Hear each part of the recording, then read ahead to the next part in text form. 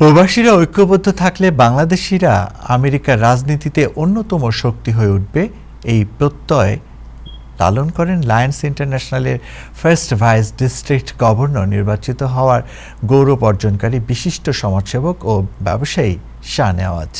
তিনি একাধারে বিভিন্ন সামাজিক ও ব্যবসায়িক সংগঠনের সাথে সম্পৃক্ত থাকার পাশাপাশি বাংলাদেশ সোসাইটি ট্রাস্টি বোর্ডের চেয়ারম্যান এবং শাহনাজ গ্রুপের প্রেসিডেন্ট ও সিইও হিসেবে দায়িত্ব পালন করছেন। তার এই গৌরবময় অর্জনের স্বীকৃতিস্বরূপ সোমবার রাতে উডসাইডে কুইন্স প্যালেসের North America expatriate Bangladeshi alliance এর আয়োজনে এক সংবর্ধনা সভা অনুষ্ঠিত হয়। বিস্তারিত মাহবুব রশিদের রিপোর্টে জানাচ্ছেন সাদিয়া আফরোজ।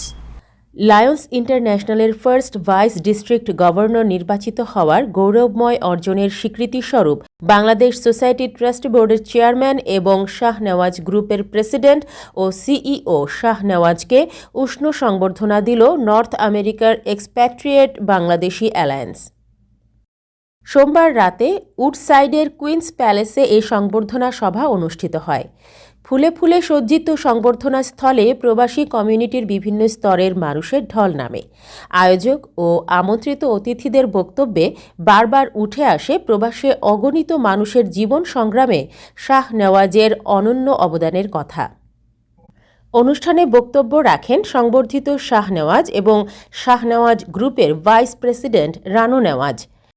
নিয়ে করলে মানুষ এগিয়ে যেতে পারে এবং এটাই বড় করে মানুষকে, এবং যদি তার সাথে সৃষ্টিকর্তা থাকেন। সবাইকে অনেক অনেক ধন্যবাদ এবং শাহনেওয়াজ, তুমি এগিয়ে যাও, আমি আছি তোমার সাথে এবং থাকবো। আমরা বাংলাদেশিরা এদেশে থাকি, কিন্তু আমেরিকান অনেক সিনিয়র পুলিশ অফিসাররা তারা আমার কাছে তদবির করতেছে তাদের প্রমোশনের জন্য। এটা একটা মজার ব্যাপার যে আমরা কতটুকু সম্মান নিয়ে আছি যে তারা আমাদের কাছে প্রমোশনের জন্য আমার কাছে তদবির করছে। এটা আমাদের অনেক বড় পাওনা। আমরা যতই যেভাবে দেখি না কেন, এটা আসলে আমাদের বড় পাওনা যে আমাদের কাছে আজকে যে তারা আসে, তারা আমাদের কাছে বসে এবং আমাদের কাছে তারা সহযোগিতা চায়। এখন শুধুমাত্র আমরা বলবো যে পুলিশ অফিসারের কথা বললাম তা না, আজকে ইলেক্টেড অফিসিয়ালরা বাংলাদেশ কমিউনিটির কাছে আসে, তারা বলে Bangladesh community is a matter, so Bangladesh কমিউনিটির ভোট চাই।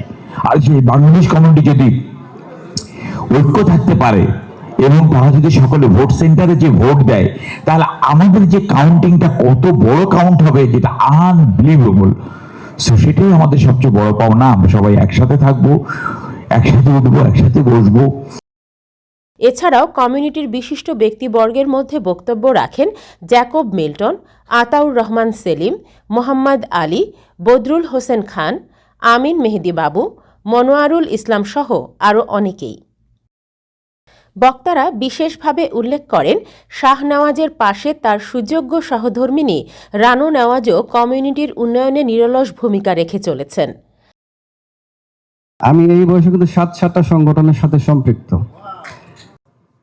আমি সবসময় একটা কথা বলি যে আমার অল্প সময় কিন্তু অনেক উত্থান হয়েছে, তো উত্থানের পিছনে কিন্তু একটা গল্প থাকে, এই গল্পের নাম হচ্ছে শাহ নেওয়াজ। এবং তার সাথে সাথে একজন সমর্থক থাকে। একটা ইলেকশন করতে গেলে একজন সমর্থক লাগে, একজন প্রস্তাবকারী লাগে। তো আমি মনে করি প্রস্তাবকারী তো সমর্থককারী আমাদের আপু রানু নেওয়াজ। আমরা অভিভূত যে আপনারা আমাদের ডাকে আজকে এসেছেন, যে মানুষটিকে আমরা অত্যন্ত শ্রদ্ধা করি, ভালোবাসি। ফুয়াদ ভাই একটু আগে বলছিলেন যে যার সান্নিধ্যে আসলে সবাই গোল্ডেন হয়ে যায়, আমি তার একজন অন্যতম সাক্ষী। ওয়াইফ অর্থাৎ বউকে খুব বেশি করে ভালোবাসবেন। বউ ঠিক, সব ঠিক। ওইখানে ওই জায়গাটা ঠিক রাখলে আপনারা ইনশাল্লাহ যা কিছু চান তাই করতে পারবেন।